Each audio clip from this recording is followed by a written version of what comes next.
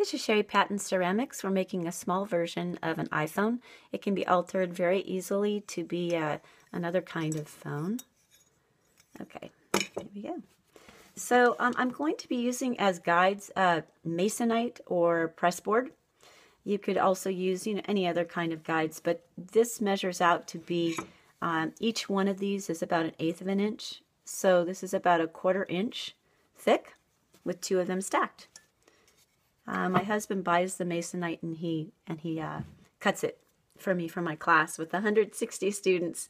We need something that's pretty cheap and get pretty easily. So I'm just going to push this down a little bit and then roll it this way.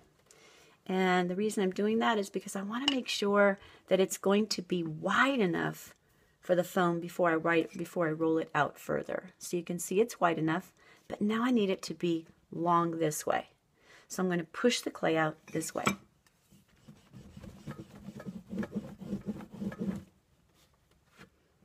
Flip it.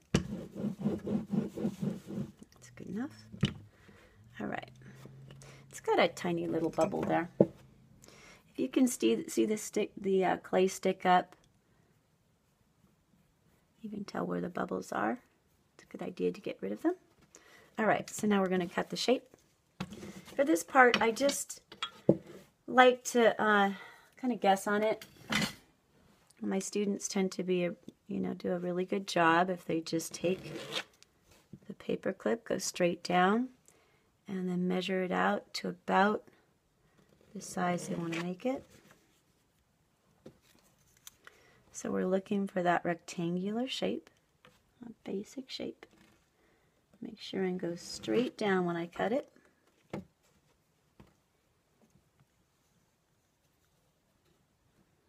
And make sure I have those right angles.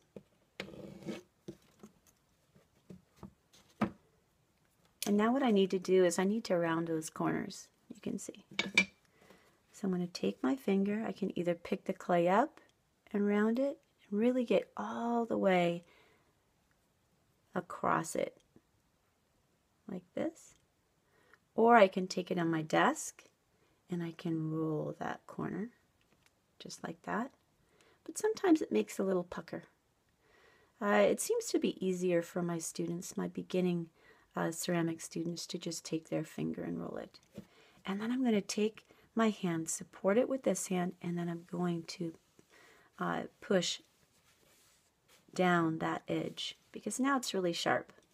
So remember, not on the side, not on the top, right on that edge. You're going to rub that edge right down. So again, not on the side, not on the top, right on that edge.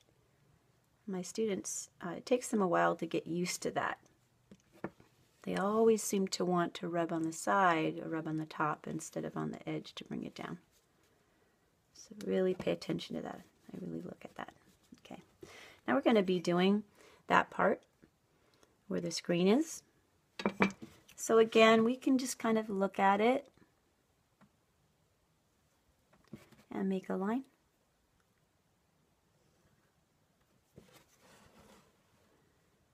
Just make sure that it's a right angle when we cut it. I'm not cutting all the way through.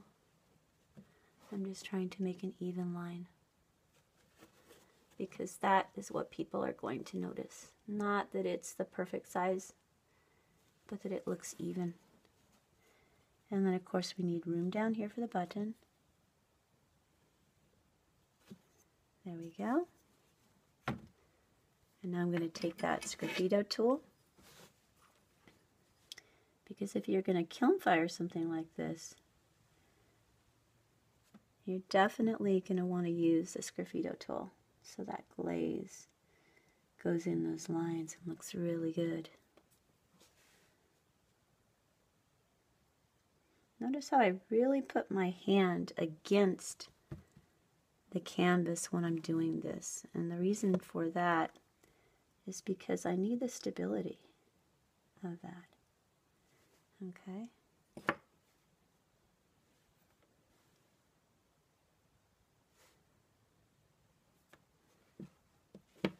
And then we're going to do that little button right in the bottom. And you could take the back of a pencil, anything that's really a circle. Make sure that it's in the middle and just press down. And I like to press down and turn a little bit. I support it. There we go. And then we're going to look on the side. And if you notice, there's a little part up here for volume and such. So I'm going to make that little mark because it's going to really bring more of that 3D quality to it.